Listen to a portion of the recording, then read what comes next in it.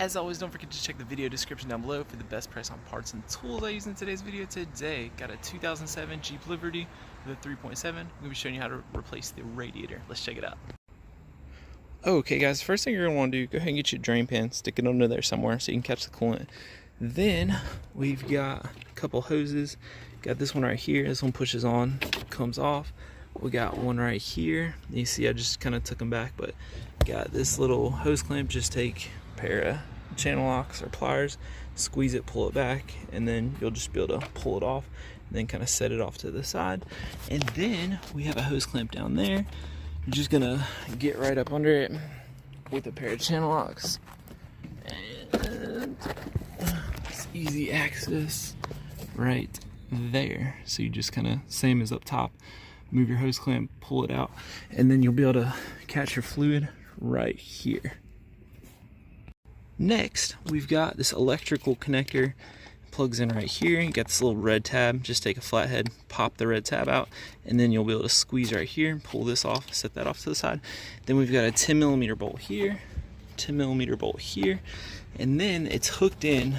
You can see right here, this just kind of pops up and out of there to make it easy for us. Same over here, just pop it up. There we go. And then we should just be able to pull this guy up and out of our way, set him off to the side here. I was just kind of lean him up against the tire. Next, we've got two 10mm sitting right down. You can see the radiator is bolted to this piece right here. So what you'll do is you'll come right here. There's like, it's like a little air guard or something. You move that back, and then you might just be able to see the tip of it right there. Yeah, I can see it. It's right there at the tip of my finger. I can't really get down in there. And it looks like, oh man, it's gonna be so hard to get to. You can see over here, my big electrical ratchet fits down in there. So surely if you take a regular ratchet, it'll fit down in there. But just kind of move this out of your way, get in there, and take those two tins out. All right, next thing we got is, we can see our radiator starting to become a little free. It is held on to the, I guess it's called like an AC condenser. And it's gonna be this guy right here. You see you got a 10mm right there. You got another one. I don't know if I can get in there. Where is it? It's down there. Let's see if we can get to focus. Focus, camera, focus. Right down there. Okay. So right at the end of my finger right there. And then look at it. There's a 10 there, 10 there. And then on this side, you can see just right there. He's right at the end of my finger right there. It's a 10mm. See if I can get to focus. It's gonna be hard. Let's see if I can look through the grill. Oh yeah, we can just look through the grill. Okay, so there's a 10 right there. Okay, and then on the other side, you can see we got, I don't think we can, oh yeah, right there, you see it. It's a 10 right there. Okay, and then there's one right up under. Oh yeah, we can see that one too, check it out. This is gonna be your top passenger side one. This, with all the sun. Come on, focus, camera. Right there, there it is. And that is sitting right past there. So you may just be able to go through the grill and hit those 4 tins, and that should separate this radiator from the AC condenser.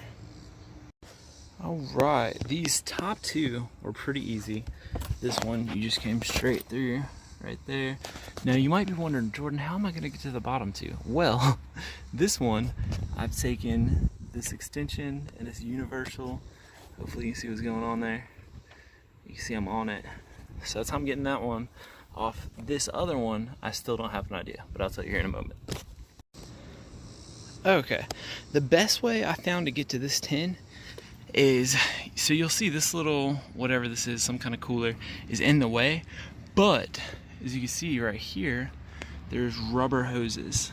Okay, so you can stick your hand up top right here and kind of push this little guy. It just kind of swings out of the way because it's connected to rubber hoses. And then you can see I have a universal on that tin right there, and that's what you need to do to be able to get to that tin. And then once you got those 4 off, we should be able to lift up, because it's actually 2 tins at the top of this condenser. Then, like on the fan, there's 2 little slots. You just pop up and out. The 2 bottom tins are like this other little cooler. I don't know if it's like a transmission cooler or whatever. You're disconnecting it from the radiator that way. So now we'll see where we're at. Oh, I almost forgot to say.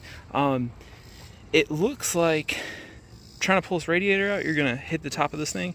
So what I did is I took off 1, 2, 3, and 4 of those tins, and then you can kind of wiggle this out of your way. You don't, as of right now, I don't think you have to take the whole thing off. Just kind of get it to where you can move it, kind of pull it out of your way. Okay, y'all. Next up, once you've got those 4 bolts removed, we've still got these little rubber guys are getting in the way.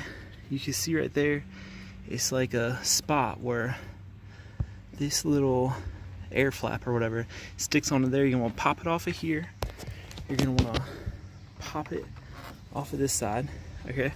Also, that little small rectangular cooler and the AC condenser, they both are stuck down into little tabs.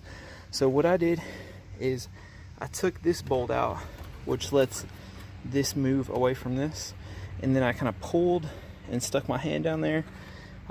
If your hand's small enough, you might be able to do that, and then you can just kind of pick up on the little cooler, pull them out, and then pick up on the condenser, both sides, just pick it up and pull it out. You may find it easier if you just take this thing all the way off. I'm stubborn. I'm like, I'm not taking this thing all the way off. But if you do want to do that, there's a bolt there, bolt there. There's probably a third one up under there. I'm not going to do that just because I feel like it's extra work that I don't have to do. Just kind of pull it back. You are probably going to bend this thing a little bit, but it's no problem. It's thin metal. It'll bend right back. So anyways, that's it. Oh, also right here you'll see, as I was pulling it out, it's kind of hooked up there too, so you're going to have to push the little rubber thing off. I'll point at it so that way you know what I'm talking about. But right here, you can see, you just got to kind of push it and get it free from the radiator. I feel something down here too. I'm pushing down here, because if it doesn't let go, it's going to keep hanging on. So get that all the way free, and then the theory is I'm just going to pull back on this, pull that radiator up and out. Okay guys, I finally got it out. It was a little bit of a struggle. The last thing I needed to do was, instead of trying to work, you can, if you can get this and this off the radiator, and that would be sitting right like this. Okay, if you could pop those out, you wouldn't have to do what I did. But I took 1, 2, 3. I took these pins out and just tried to take the radiator out with it attached, and then once I got it out, it kind of fell off. But you can just get those 2 pieces off, because this thing's gonna hold the radiator in. And I just came kind of right past here, and that's where those little pins were set in. And then it's a little bit of a booger trying to take it out. I was getting caught up on these AC lines, but you're just gonna kind of pick up with it, and it'll kind of pick up, and then just kind of try and get it out there. Just be really careful with those lines.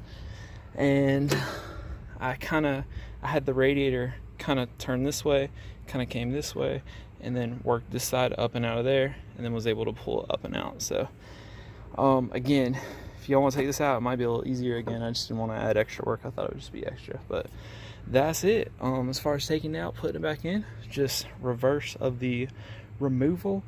It's always a good idea to put new hose clamps on. I usually put those the ones with the little Phillips head on the end where you screw it in. So I'd put one there, and then I'll put one up here. And then when you bleed it out, I think Jeeps have a bleeder. Yeah, this guy right here. So you'll take your big Allen, loosen that up, fill it all the way up until water starts coming out there, tighten it down. And on the Jeep, I think that's pretty much bled. I always, typically with other cars, you run it for 15 minutes, wait for the thermostat to open up, watch it drop down, and then just top it off, and that's how I normally bleed it. So if you want to do that after you've bled it this way, just for a little extra insurance, that's probably not a bad idea. So anyways, that's going to be it. Thanks for watching. See you next time.